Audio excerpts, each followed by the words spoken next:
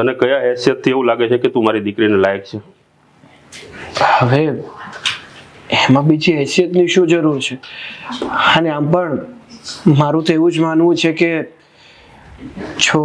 છોકરો અને છોકરી એકબીજાને સાચી લાગણીઓથી પસંદ કરતા હોય અને પોતે નક્કી કરી લીધું હોય કે આખી જિંદગી સાથે રહેવું છે અને સાથે જીવવું છે, તો એમાં બીજું શું જોઈએ? પ્રેમથી પેટ નથી ભરાતા. હા, એ તમારી વાત સાચી છે કે લગ્ન પછી ઘણી જવાબદારીઓ વધે છે અને ઘરની જવાબદારીઓ પણ વધે છે. એ બધી તો હું ઉપાડી લઈશ ને. વાતો તો બહુ સારી સારી આવડે છે તને. હા, હા. તારા પપ્પા શું કરે છે? મારા પપ્પા હાલ રિટાયર્ડ છે.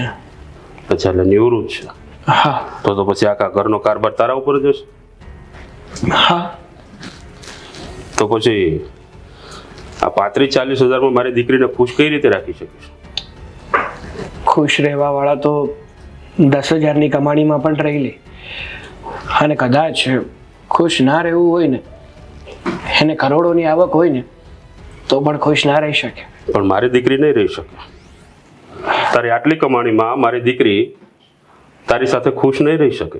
અરે, હું ક્યાં ના પાડું છું. હું વધુ મહેનત કરીશ, વધુ કમાણી કરીશ, વધુ આવક લાવીશ અને મીરાને જે પણ કાંઈ તકલીફો હશે બધી તકલીફો દૂર પણ કરીશ અને એની ઈચ્છાઓ પૂરી પણ કરીશ ને. કઈ રીતે કરીશ? હા, વિગતવાર જરા મને બતાવીશ.